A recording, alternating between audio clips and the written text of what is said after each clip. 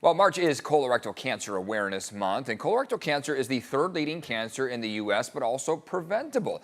This morning, we are discussing the importance of early detection and screenings. Here to help us break the silence and overcome some of the stigma, Dr. Pamela Lee, Chair of the Department of Surgery at Sharp Rees Stealy Medical Group. Thanks so much for coming in, Doctor. Really appreciate it. Thanks for having me. Yeah, let's talk a little bit about the alarming rise in colorectal cancer deaths in young people. We know that James Vanderbeek died in his 40s recently of colon cancer. So a more high-profile incident, but this happens quite a bit. Why is it we're seeing this in younger folks these days? We don't really know, and unfortunately, it's the leading cause of cancer-related deaths now in young people. Oh, wow. Okay. Yeah, so that just recently came out. They weren't anticipating that it was going to be the leading cause of cancer-related deaths in young people until about 2020, I think, 9. Oh, wow. So unfortunately, we kind of, came ahead of the curve on that one. Yeah, so testing, screening, so important. Walk us through what people can be doing right now. So the screening age used to be 50. You get your colonoscopy at 50. Everyone knew that. And then because of the rise in incidence in young people, now they've bumped it down to 45.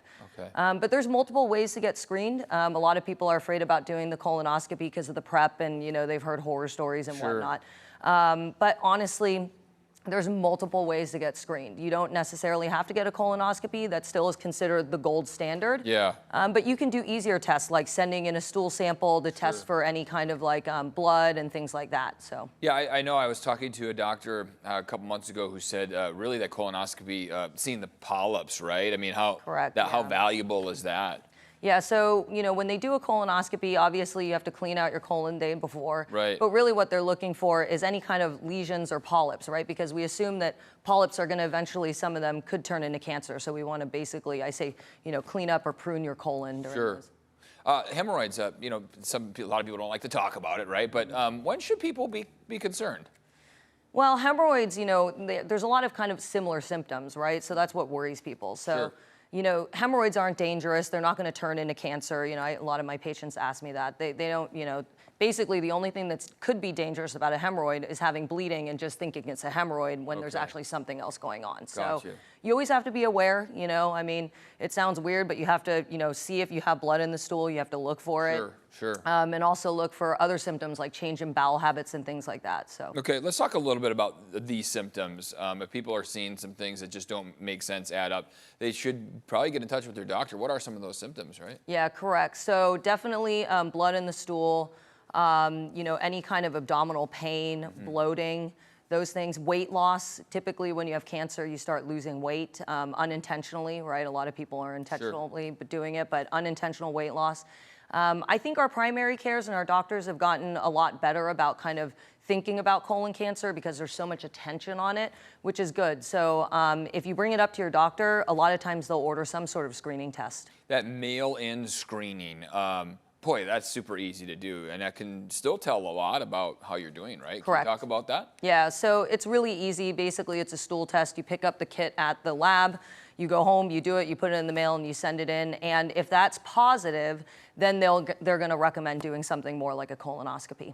What are some of the concerns that you've heard why people are putting off the colonoscopy, and why are they maybe some myths that you can just debunk? Yeah, I mean, I think as I said, it's the gold standard. So unfortunately, our GI doctors are getting so busy now because the age moved to 45. So the number of screening colonoscopies has really, really gone up. So which is good, right? Which is good. Yeah, that's great. So we're catching things hopefully a lot earlier. I think there's a lot of myth around a colonoscopy.